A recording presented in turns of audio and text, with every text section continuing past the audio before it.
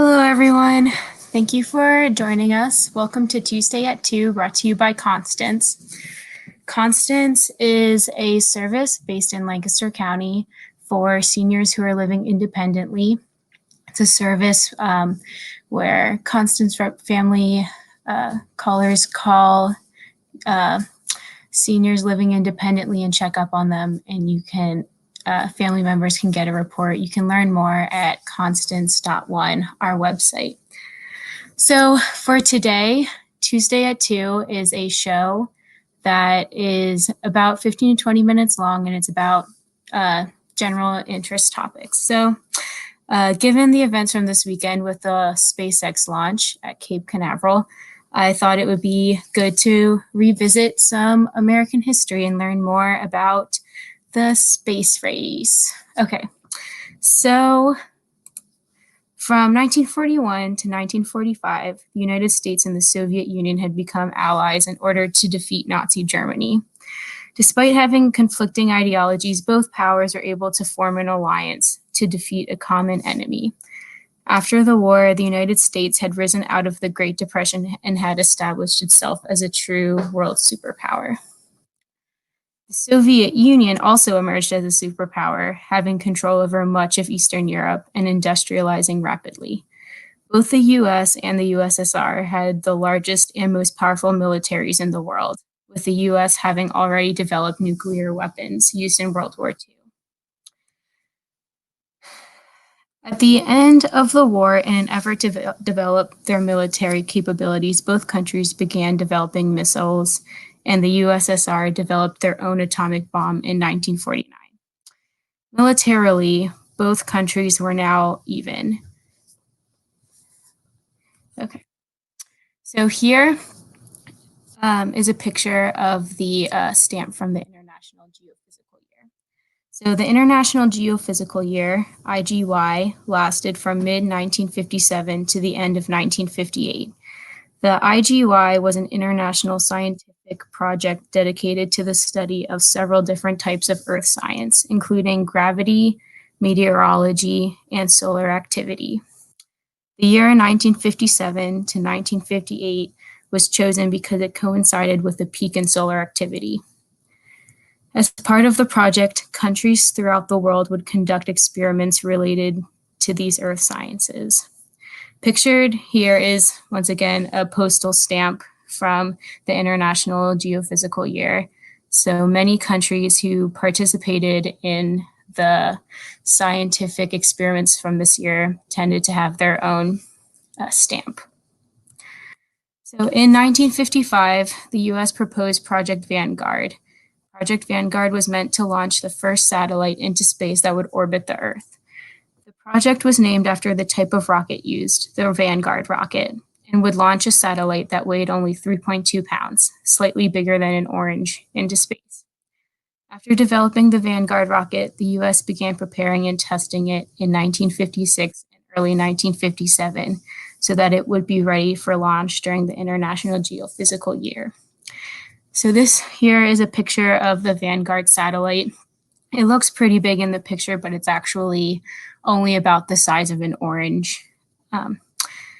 But before the US could complete Project Vanguard, which was part of their International Geophysical Year experiments, the Soviet Union surprised the world and launched their own satellite into space.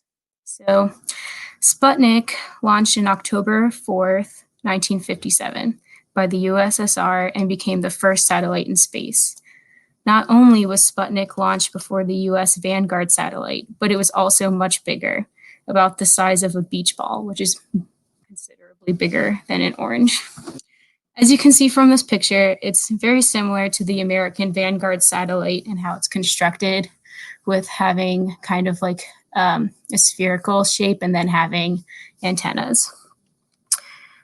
Okay, the launch of Sputnik surprised people throughout the world. Americans in particular were concerned about the implications of this accomplishment. The Soviet Union had already developed an atomic bomb. Did they have a missile powerful enough to reach the United States as well? That was something they were concerned about. Once again, only a short 2 months later, the Soviet Union launched a second satellite, Sputnik 2, into orbit. This time, Sputnik 2 was also carrying a stray dog from the streets of Moscow, Laika, on board. Not only had the Soviet Union beat the United States twice in successfully launching a satellite into orbit, but they had also successfully launched a living animal to space, all before the US had even made an attempt. The pressure was growing for the US to complete Project Vanguard successfully. But here is another stamp from Russia showing Sputnik 2 with Laika, the first dog in space. So if you are just joining us, we're talking about the space race. So far, we've kind of established the beginning of the competition between the USSR and the United States. The United States had wanted to send the first satellite to space, but to the surprise of everyone in the world, the USSR beat us to it. So now we're going to continue talking about the first satellites in space. Okay. So after both Sputnik 1 and 2 had already been launched by the USSR, the United States felt considerable pressure to launch Vanguard and made their first attempt in December 1957. After initially launching, the rocket only made it about 4 feet in the air before failing, collapsing, and exploding. This is a picture taken of the Vanguard rocket as it's falling back to Earth after only going up 4 feet. Needless to say, the first attempt to launch Vanguard into space was a pretty large failure for the Americans. The United States tried a second time with Explorer 1 on January 31st, 1958. Explorer 1 was one of the proposals the US had considered for the International Geophysical Year, but had ultimately rejected. In an attempt to catch up to the Soviet Union, scientists at the Jet Propulsion Lab in California quickly built Explorer 1 and Juno 1 rocket in only 84 days. So on the screen now is a picture of that rocket launching. It was built, once again, in only 84 days to try and catch up to the Soviet Union. The launch of Explorer 1 was successful and became the first successful satellite launch by the United States. The US tried to launch Vanguard again in June of 1958, which was also successful. Despite having 2 successful satellite launches, they were both overshadowed by the surprise accomplishments of the Soviet Union. In July 1958, President Eisenhower formed the National Aeronautics and Space Administration, or NASA, to compete with the Soviet Union, and the space race then officially begins. Part of what made Sputnik 1 and 2 successful was the Soviet Union's large and powerful rockets. They were able to launch satellites significantly larger than the US. So, in order to compete with the USSR, NASA first began by developing better missile technology. In 1959 alone, the US attempted 20 missile launches, but only 8 were successful, which is less than half. As the US is struggling to develop the missile technology they need, the Soviet Union is experiencing tremendous success. In 1959, the Soviet Union launches Luna 1, the first satellite to orbit the Sun. Later that year, the Soviet Union launches Luna 2, the first man-made object to ever land on the moon. Again in 1959, Luna 3 takes pictures of the far side of the moon. So in 1 year, the Soviet Union had 3 tremendous successes. Here is a picture of Luna 1, which looks really similar to the Sputnik satellites from a few years before. By this point, the US had launched a few other satellites, but nothing compared to the success of the USSR. The US was falling miserably behind. The next year, in 1960, the USSR sent Sputnik 5 into space, carrying 2 dogs, Belka and Strelka, 40 mice, 2 rats, and a variety of plants to test whether humans could travel and return safely from space. If all of the animals and plants had returned alive, they would deem it safe for humans to go to space. Here you can see a picture of the two dogs, Belka and Stelka, on Sputnik 5. This is once again another stamp. Here are the dogs, and then here you can see Sputnik 5 going to space. The Sputnik 5 trip proved that living things could travel to space and back. The next year, in April 1961, the Soviet Union sent the first human to space in Vostok 1. Yuri Gagarin, the first Soviet cosmonaut, was in space for 108 minutes, almost 2 hours, before returning to Earth. Here's a picture of Yuri Gagarin on the cover of Time magazine. He was the first man in space. Only a month after Yuri Gagarin went to space, American Alan Shepard became the first American to travel to space on the Freedom 7.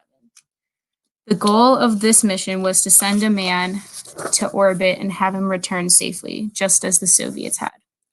Pictured here is the Freedom 7 and astronaut Alan Shepard, the first American in space. By completing this mission, the United States was setting itself up to compete successfully with the Soviets.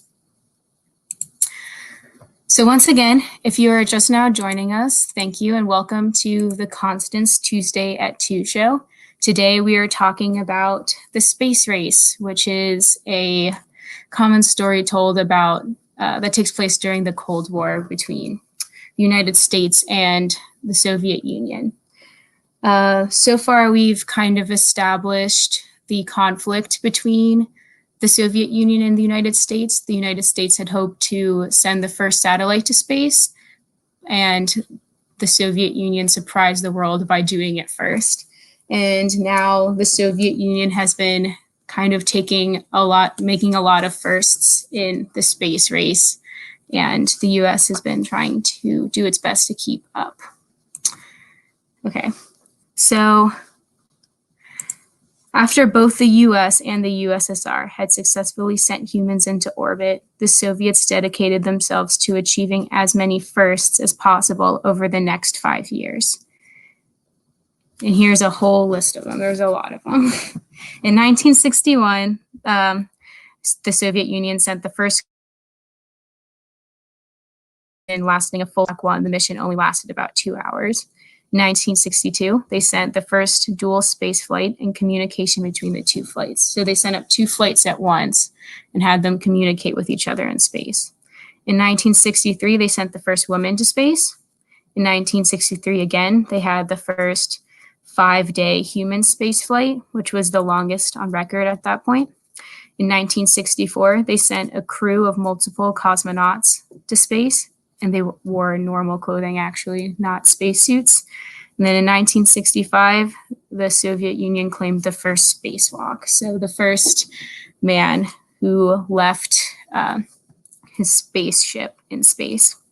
So here is a picture of Valentina Tereshkova, the first woman in space in 1963. While the Russians focused more on the quantity of missions that they were doing, the United States decided to take a more direct approach and focus more on the quality of the work that they were doing. Amidst all of the news about the USSR's success, President Kennedy decided to set a bolder goal for Americans, to send a man to the moon. On September 12, 1962, President Kennedy gave a speech to Americans at Rice University in Houston to rally support for the space initiative. There, Kennedy said the famous line, "But why, some say, the moon? Why choose this as our goal? And they may well ask, why climb the highest mountain? Why, 35 years ago, fly the Atlantic? Why does Rice play Texas? We choose to go to the moon. We choose to go to the moon in this decade and do the other things, not because they are easy, but because they are hard." Kennedy was able to reduce the nation's goals down to one very specific goal. This allowed for scientists to direct their focus and work toward one goal: put a man on the moon. In his speech, Kennedy also gave Americans a deadline: within the decade. It must have seemed impossible at the time, but with a clear direction and an ambitious timeline, Americans began working immediately to live up to Kennedy's bold vision. The first step to meeting President Kennedy's goal was to determine how exactly they would get a man to the moon. Scientists at NASA looked at 3 separate plans before they began building their rockets. Plan 1, direct ascent. In the direct ascent plan, there would be one rocket that would leave Earth, land on the moon, and then leave the moon and return to Earth. This was initially a popular idea, but it was unrealistic to accomplish in Kennedy's decade timeline. It also required an enormous amount of fuel to escape Earth's gravity, and then also to escape the moon's gravity, and then also to return home. So the direct ascent plan, though initially popular, was dropped very quickly. The second plan was the Earth Orbit Rendezvous plan. The Earth Orbit Rendezvous is a very similar plan to the direct ascent plan, except that there are 2 separate rockets that would launch into Earth's orbit, carrying different parts of the spacecraft to get to the moon. There, in Earth's orbit, the 2 pieces would connect together and then would go to the moon. The spacecraft would land on the moon and then leave the moon's gravity to come back, just like in the direct ascent plan. This option was also very popular, and scientists were optimistic it could be done within the decade. Ultimately, though, they decided to go with a third plan that they were sure they could accomplish within President Kennedy's timeline. So the last plan, the one on the far right here, is Plan 3, Lunar Orbit Rendezvous. In this plan, the spaceship is sent from Earth with one rocket and then splits into 2 parts when it gets to the moon. Once at the moon, there is a mothership and then a special lunar module that leaves the mothership and goes down to the moon while the mothership continues to orbit the moon. When the astronauts are ready to go home, a portion of the module that's on the moon detaches and rises back up to the mothership, and they reattach and use the there's a special module with extra power that they use to get home. So ultimately, scientists chose this last plan, the Lunar Orbit Rendezvous, as the method they would use in the events. Scientists had a plan. They had a clear idea of what they needed to accomplish in the next few years. They needed to learn how to connect spacecraft in space while it was moving. Astronauts needed to learn to leave spacecraft in space. They needed to perfect the uniform astronauts would wear. They needed to develop a cabin that would withstand the radiation from space and still float in the ocean when the astronauts landed. They needed to build a capsule that could land the astronauts safely and gently on the moon. And they needed to successfully design and build a rocket large enough and powerful enough to get men to the moon. All of this and more was the goal of Project Gemini. So Project Gemini, or the Gemini program, was a way for NASA to test and prepare for the trip to the moon. The Mercury program, which came before Gemini, only carried 1 astronaut into space, but Gemini was meant to carry 2 astronauts. The program lasted from 1962 to 1966 and carried out 12 missions in total. The first 2 missions didn't carry astronauts, but they were meant to solely test the systems. They took notes on the launches and landings of the spacecraft to improve and ensure the systems were safe for humans. The next 10 missions all carried 2 astronauts and tested a variety of skills astronauts would need to successfully land on the moon.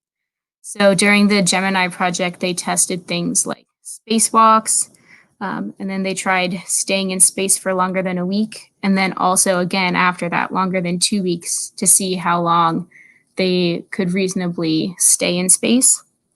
They practiced meeting with other spacecraft and connecting in space, and they practiced maneuvering around other spacecraft.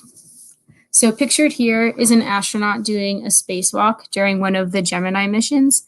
This project allowed astronauts to train to do tasks that they would need to know how to do on the mission to the moon.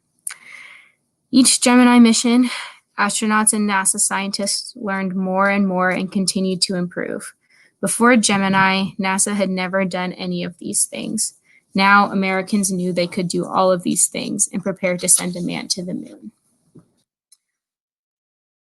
So, while astronauts trained to go to space through Project Gemini, scientists continued working to build a rocket big enough and strong enough to get to the moon and back. A group of scientists, led by German scientist Werner von Braun, developed a rocket called Saturn. There were different types of Saturn rockets that could lift medium amounts of weight, heavy amounts of weight, and super heavy amounts of weight. The last version, Saturn V, was the model that got the first men to the moon. There was supposed to be a picture here showing the multiple different rockets used. Saturn V is by far the largest of any rocket that NASA used, but instead we'll talk about this picture. So this picture is showing all of the different Saturn V rockets that launched into space. So to this day, the Saturn V rocket remains the largest rocket ever used and weighs about 6.5 million pounds, which is huge. Nobody has ever been injured when using a Saturn V rocket, and all astronauts who have flown with this rocket have returned safely. The Saturn V rocket is also the only rocket to ever fly to the moon and back.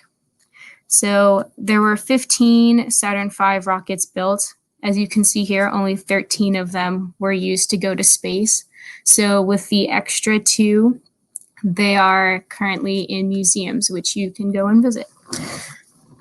Okay, all of this research and work culminated in the Apollo program, which ran from 1961 to 1972. The first crewed Apollo flight occurred in 1968 when Apollo 7 flew to Earth's orbit to test the Saturn rocket and equipment. Apollo 8 was the first crew to fly to the moon, where they were in orbit for 20 hours before returning to Earth.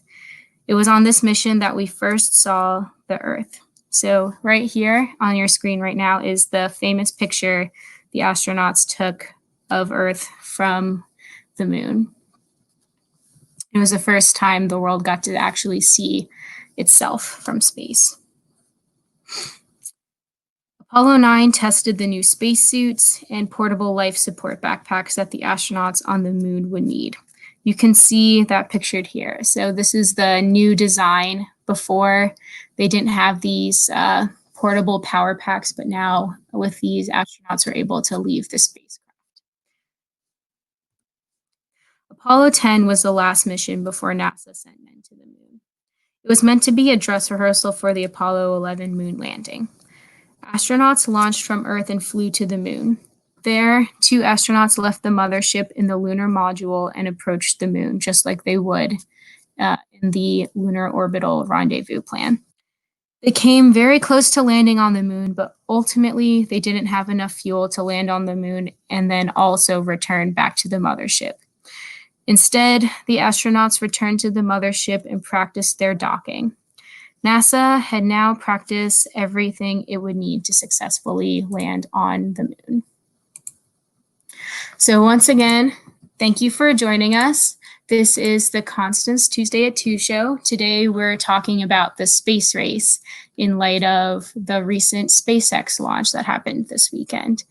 So far, we've talked about the Soviet Union kind of beating the US to put satellites into space, and they were making a ton of improvements and having a lot of firsts. First woman in the moon, first crew, first animals, a lot of firsts for the Soviet Union. But President Kennedy kind of directed the efforts of the United States to focusing on putting a man on the moon. So with all of that, it didn't really matter so much what the Soviet Union was doing. The United States focused a lot on the quality of the research that they were doing and focused their efforts on putting a man on the moon. So that's what we're going to be talking about now, the Apollo 11 mission. So with President Kennedy's fast approaching deadline, NASA now had tested everything it needed to confidently and successfully land a man on the moon. They had rehearsed every step of the mission in the previous Apollo missions. The astronauts had all trained through the Gemini program and had perfected the skills they would need. The United States was now ready to put a man on the moon.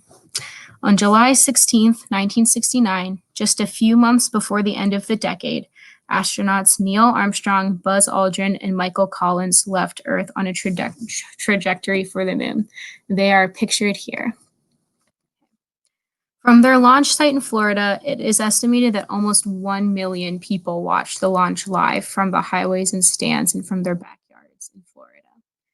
Once in space, the Apollo 11 crew traveled for 3 days to reach the moon. Once they were in the moon's orbit, they were able to study the moon's surface and locate the Sea of Tranquility, the landing site they had picked. On July 20th, 1969, Buzz Aldrin and Neil Armstrong began preparing their descent to the moon while astronaut Michael Collins stayed on the mothership. They entered the lunar module, left the relative safety of the mothership, and began their descent to the surface of the moon. As they approached the surface, Armstrong and Aldrin noticed that they were passing by landmarks a few seconds earlier than they expected. They were traveling much faster than anticipated and would miss the landing site they had chosen.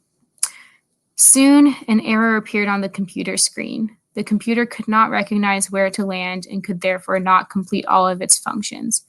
Instead of disaster, it turned out it was programmed to find only the most essential functions and complete those instead.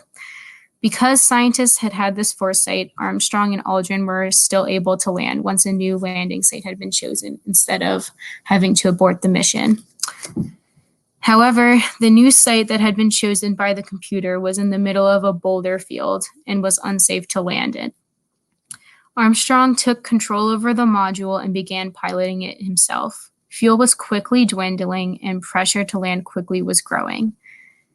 With just seconds worth of fuel left, Armstrong and Aldrin had found a landing spot and were able to land safely on the surface of the moon. Once safely on the surface, Armstrong was the first to leave the module and take the first steps on the moon, saying the famous words, "That's one small step for man, one giant leap for mankind." Both astronauts spent a little over 2 hours on the lunar surface that day, collecting rocks to take back to NASA, conducting a series of experiments, taking pictures, speaking with President Nixon on a telephone call, and planting the American flag on the surface of the moon. Armstrong and Aldrin left the surface of the moon. They took almost 50 pounds of material with them and ascended back to the mothership being flown by Michael Collins. All astronauts returned safely back to Earth on July 24th, 1969, ending the space race with the Soviet Union.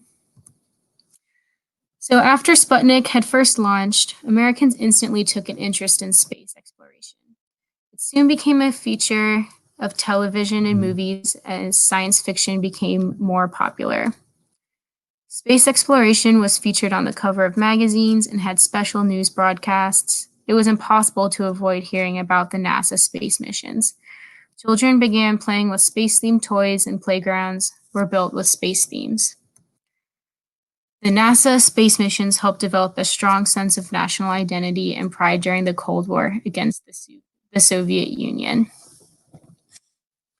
So, as you may know, this past weekend was the first step in another hopeful moon landing.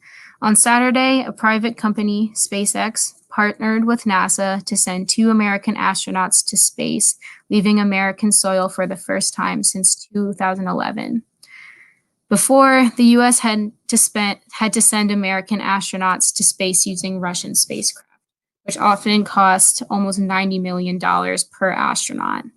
So this is another huge step for space exploration from the United States. There is another planned launch in August of this year where SpaceX and NASA will launch another 4 astronauts into space. The mission that launched on Saturday is part of a larger ambition to return back to the moon in 2024.